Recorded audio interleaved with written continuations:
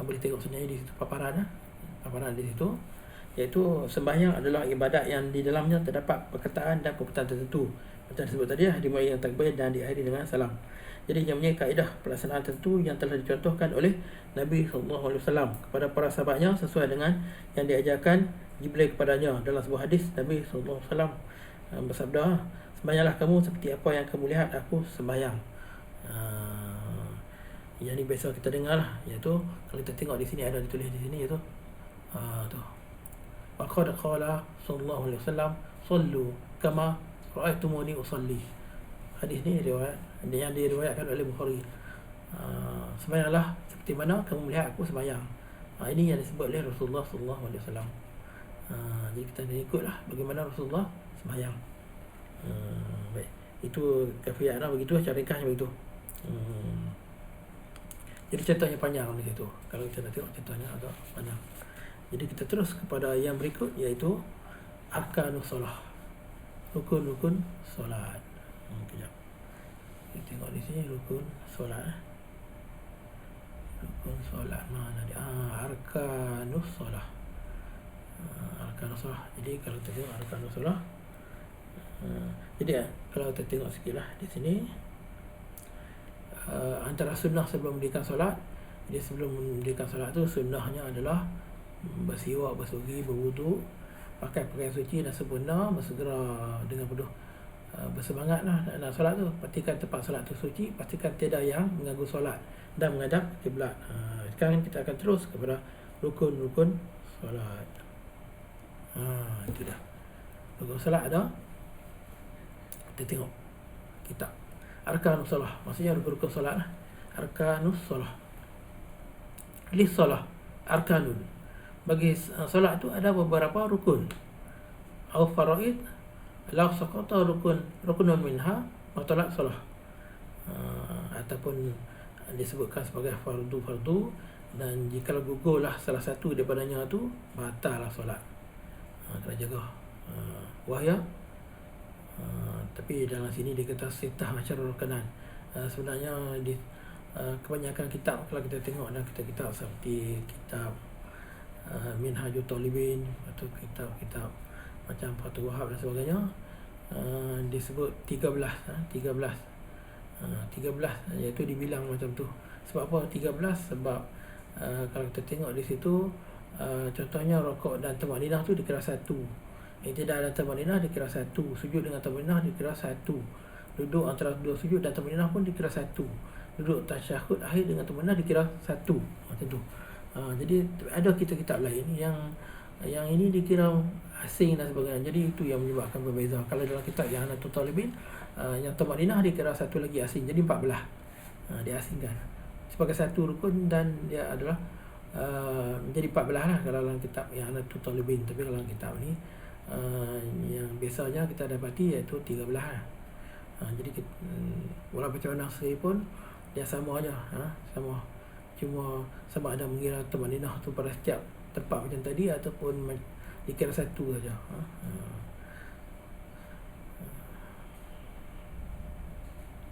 Jadi ada.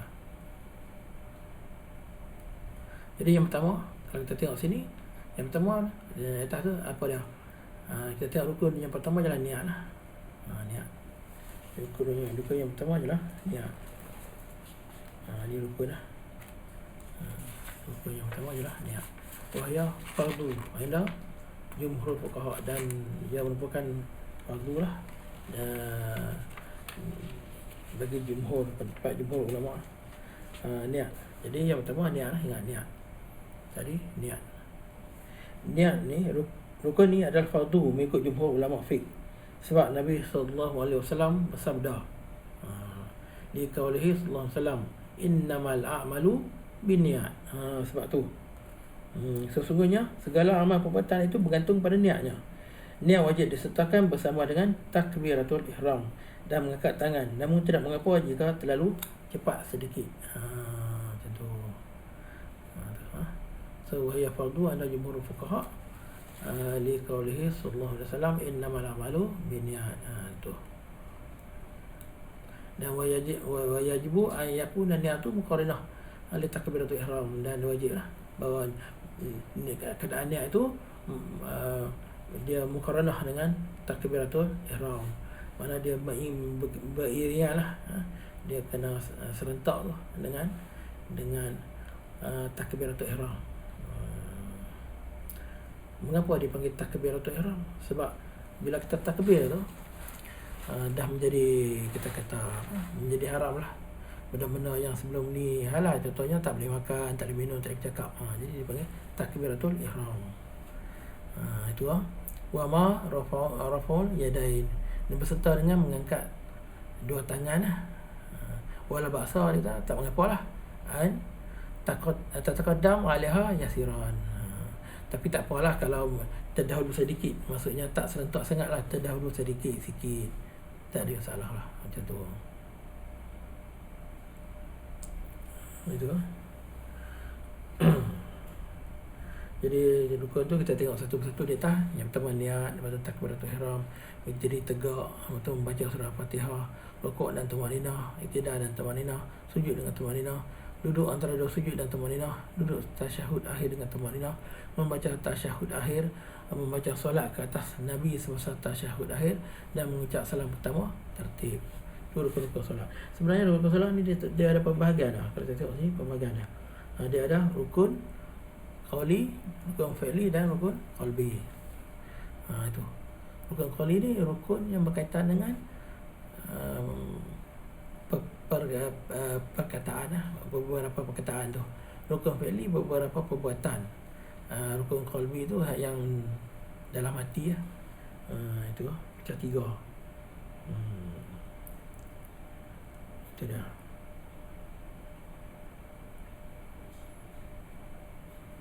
Jadi berdiri tegak bagi yang mampu dan menghadap kiblat. Tumpukan perhatian kepada ibadat solat. Usahakan supaya ikhlas. Memohon dijauhkan dari gangguan syaitan. Hayati ihsan, bahawa kita sedang berhadapan dengan Allah dan Allah sedang melihat kita. Berazam untuk khusyuk dan berdoa supaya diberi kekhusyukan. Macam tu. Ni kafiat jarak kaki semasa berdiri macam ni. Ni kita tengok jarak kaki penting juga. Tu dah jarak kaki. Satu jengkal jangan lebih.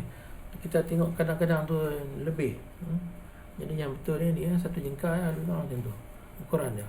Ataupun ukuran tu macam yang di sebelah tu, macam tu. Itu ukuran yang dikira okey lah. Yang tak okey tu ukurannya macam tu. Itu luas sangat tu. Tak ada. Jadi macam mana kita tahu jarak-jarak ini ada, kita boleh rujuk Sunan Abu Daud lah. Ada disebut hadis tu tentang jarak ni. Ada.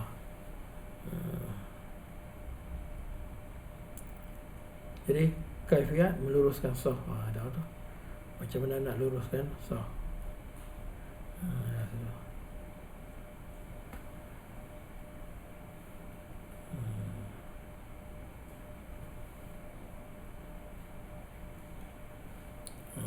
Jadi ni untuk solat berjemaah ni. Macam tu lah, untuk solat berjemaah. Tengok. Itu sah lah. Macam mana nak duduk dalam sah.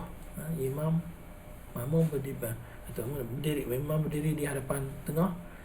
Imam menyuruh betulkan sah, penuhkan sah hadapan, pastikan barisan lurus dan bahu rapat. Jangan ada ruang kosong. Seimbang bilangan makmum kiri dan kanan.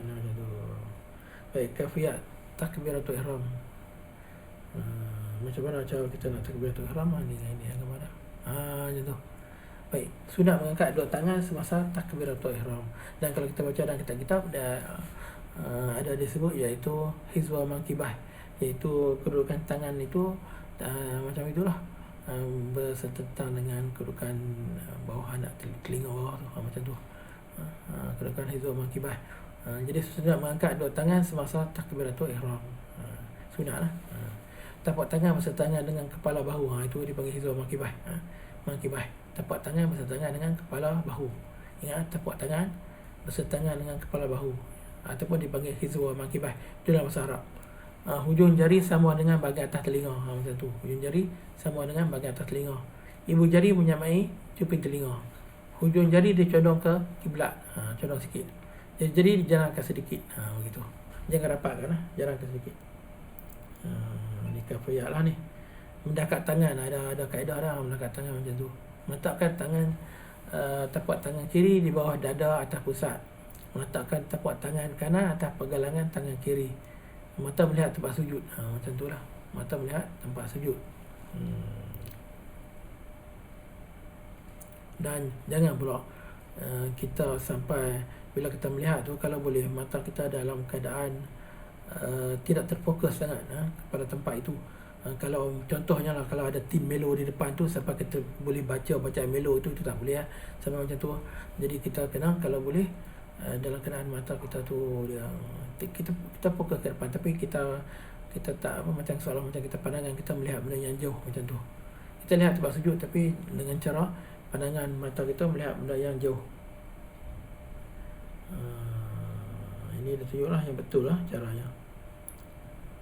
Cara mendekat tangan, cara yang salah. Ada cara yang salah, kita tengok. Itu dah cara mendekat tangan. Itu banyak yang salah tu. Itu cara yang salah, banyak. Kalau itu mana yang betul?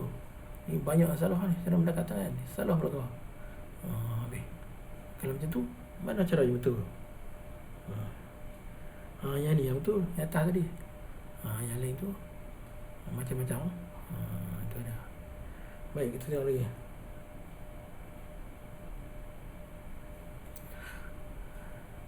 Sunat diam sebentar pada 6 ketika. Sunat diam sebentar. Maksudnya senyap seketika pada kadar bacaan subhanallah pada 6 tempat ni lah. 6 keadaan. Antara takbiratul ihram dengan doa iftitah. Sekejap. Sekadar bacaan subhanallah. Kemudian antara doa iftitah dengan isti'azah pun macam tu lah. Antara isti'azah dengan basmalah, antara al-fatihah dengan ucapan amin, antara ucapan amin dengan bacaan surah, antara baca surah dengan takbir untuk rukuk. Macam tu. Itu lah keadaannya. Tengok lagi sini. Ini contoh doa iftitah lah kalau nak baca. Ini semua kita dah maklum lah. Doa iftitah kita dah sedia maklum dah. Surah Al-Fatihah pun kita dah maklum lah ini. Jadi ini kita kena baca dengan betul lah. Itu menyebut amin di akhir surah Al-Fatihah.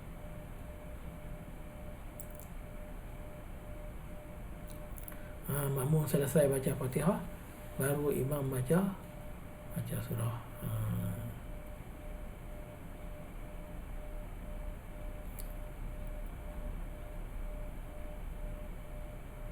Dalam solat nyaring, maghrib, isyak, subuh, Jumaat dan 2 hari raya, selepas surah amin, imam perlu berhenti pada kadar masa yang mencukupi makmum membaca surah Al-Fatihah dalam rakaat 1 dan 2. Pada ketika ini imam sunat membaca Al-Fatihah atau berdoa secara senyap. Lepas itu barulah imam baca surah. Sunat mengangkat 2 belah tangan. Takbiratul ihram sebelum rukuk, bangun dari rukuk, bangun dari rakaat kedua, atau tahiyat awal. Macam tu. Kaifiyat rukuk pula, macam nak rukuk. Ini kedudukan yang betul. 90 darjah. Meletakkan kedua tapak tangan di atas kepala lutut. Jarakkan semua jari tangan mengarah kiblat. Luruskan belakang dan kaki. Letakkan kepala dengan punggung. Mata memandang tempat sujud. Perempuan dan hunsa adalah merapatkan lengan ke rusuk. Itulah keadaannya.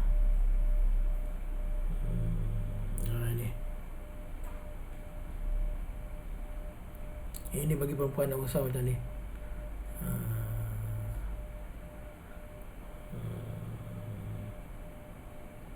Ini cara rukuk yang kurang sempurna. Tengok. Cara rukuk tapi kurang sempurna. Macam tu. Semua tak sempurna. Tak betul. Kurang sempurna lah kira. Bertasbih semasa rukuk 3 kali. Ni misalnya ni. Iktidal pula. Macam ni iktidal lah. Kafiat iktidal. Kafiat memulakan sujud. Macam mana nak sujud. Sudah. Memulakan sujud dengan meletak kedua-dua lutut dahulu. Kedua lutut dahulu. Yang kedua belah tapak tangan. Yang ketiga meletakkan dahi dan hidung. Tetapi sebenarnya tetap meletakkan lutut ni, dia tengok keadaan lah. Sebab setengah orang tua kadang-kadang dia kena letak tangan dulu. Sebab Rasulullah SAW pun pernah meletakkan tangan dulu. Begitu. Ada kalanya meletak tangan dulu. Sebab orang tua ni kadang-kadang dia kena letak tangan dulu, dia kena tampar dengan tangan. Kalau tidak takut jatuh dah. Jatuh. Jadi itu. Lepas tu meletakkan dahi dan hidung. Jadi tidak mengapa kalau untuk nak sujud kita bolehlah letak tangan dulu pun boleh. Selain lepas tu lutut kemudian pun boleh, ataupun lutut dulu, ataupun kedua belah tapak tangan kemudian. Begitu boleh. Sebab orang tua ni kadang-kadang dia kena tampar dengan tangan. Kafiyat sujud. Ni macam mana sujud? Merenggangkan, untuk lelaki-lelaki, merenggangkan lengan dari tubuh. Mengangkat siku, macam tu. Siku kena angkat. Tapak tangan serta dengan bahu. Rapatkan jari-jari dan mengulur ke arah kiblat. Dahi dan hidung mencecah lantai. Renggangkan kedua lutut dan kaki kira-kira sejengkal. Macam tu. Hujung jari kaki menekan lantai dan mengarah kiblat. Perempuan dan unsa adalah merapatkan lengan ke rusuk, perut dan bahagian paha. Ni untuk perempuan lah. Macam ni.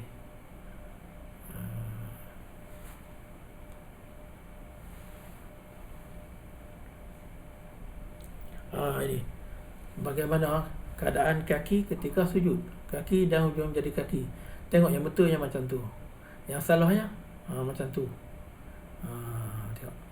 Dia kalau dia ibaratnya kalau ada orang di belakang, dia tak akan dapat melihat tapak jari-jari kaki. Itu yang betul lah. Tak nampak tapak jari kaki.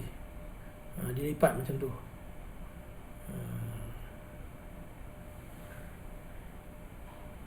Ini sujud yang kita tengok tidak tertib lah ni. Itu tak tertib. Jadi kena elakkan. Ni pun tak tertib. Tengok salah tu tak tertib.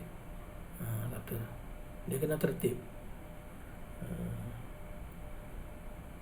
Ini bacaan ketika sujud biasalah itu. Kita dah maklum lah. Kafiyat duduk iftirash antara dua sujud. Ini duduk iftirash ketika dua sujud. Macam tu. Bacaan kita duduk antara dua sujud, inilah bacaannya. Kafiyat duduk istirahat dan bangun dari sujud. Itu cara dia.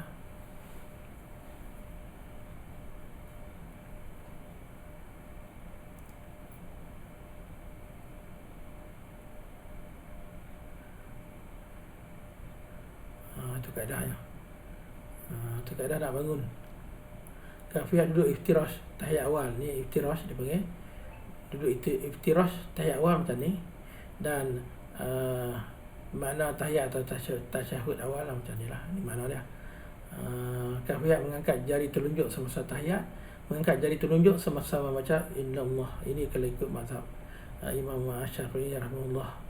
Macam tu. Kafiyat duduk tawarruk pada tahiyat akhir.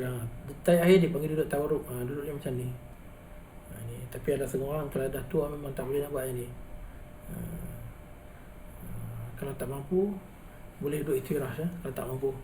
Sebab ada yang tak mampu duduk macam ni. Ini duduk tawarruk. Dan ini tasyahud akhir. Itu. Dan sunat baca doa sebelum salam. Jadi kalau nak baca doa, sunatlah baca sebelum salam. Inilah doanya. Doa ni sebenarnya untuk mengelak daripada fitnah Dajjal. Jadi eloklah dibaca sebelum salam. Ni kafiyat untuk salam lah. Tu. Tengok. Itu kafiyat lah untuk salam.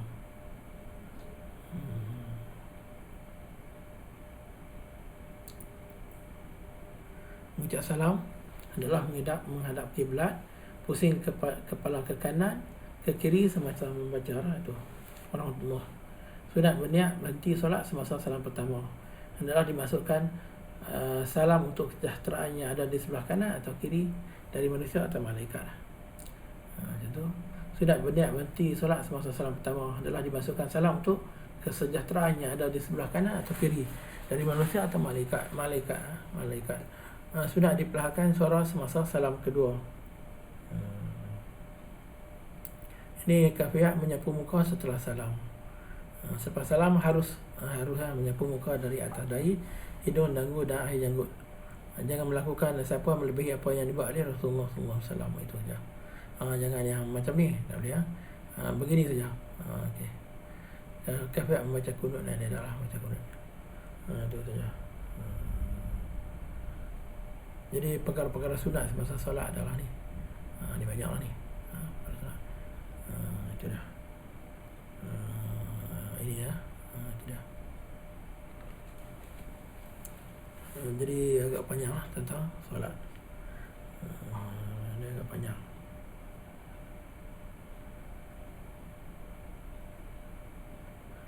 Baik, di sini ada satu lagi. Bilakah makmum boleh mengangkat suara? Masa bila? Masa menyebut amin selepas suratul Fatihah. Suratul Fatihah. Menyebut amin semasa membaca doa qunut subuh.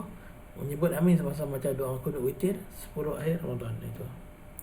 Menyebut amin semasa qunut nazilah. Mengingatkan bacaan imam. Tasbih menunggu imam. Itu yang boleh. Makmum boleh mengangkat suara masa tu. Apa beza solat lelaki dan wanita tu? Perbezaan yang lagi, kalau lelaki perlu melengangkan kedua lengan dari rusuk, mengangkat sedikit perut dari paha semasa rukuk dan sujud. Wanita adalah merapat kedua lengan ke rusuk, perut rapat dengan paha sementara lutut dan kaki dirapatkan. Lelaki menyaringkan atau merendahkan suara pada ketika tertentu. Wanita adalah merendahkan suara jika ada lelaki asing ataupun ajnabi. Lelaki boleh mengucapkan tasbih bagi ingatkan kesilapan imam. Wanita menepuk tapak tangan kanan atas belakang tangan kiri. Aurat lelaki antara pusat dan lutut. Aurat wanita adalah keseluruhan tubuh kecuali muka dan tapak tangan. Baik, gitulah. Inilah. Itu dia.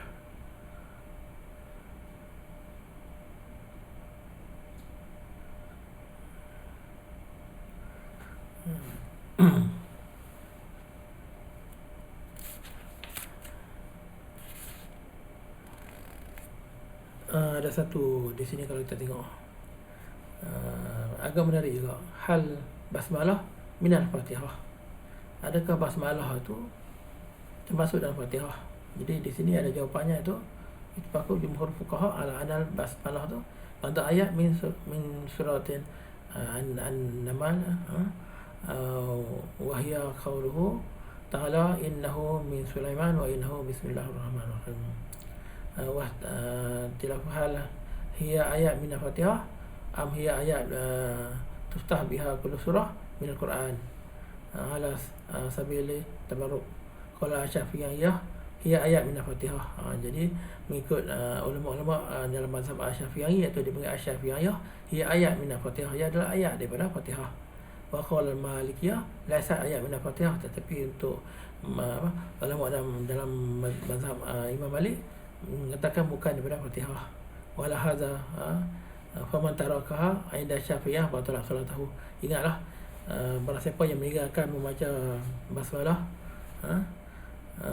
di segi dari sisi mazhab Imam Syafi'i batal solatnya. Wa man tarakaha inda Malikiyah fala syai'a alaihi, mana tak mengapalah kalau ikut Malikiyah. Ghaira anna katsiran min fuqaha al-Malikiyah yufaddilu qira'atiha hurujan min al-khilafah wa yufaddilu an takuna qira'atuha sirran. Gitu. Jadi panjanglah ceritanya, panjang cerita di sini. Itu yang agak menarik tadi. Tahu tu. Baik itu. Jadi saya ingat sekat tu dulu perbicaraan kita.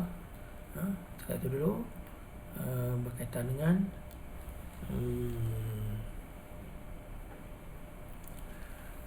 berkaitan dengan kafiat solah tadilah.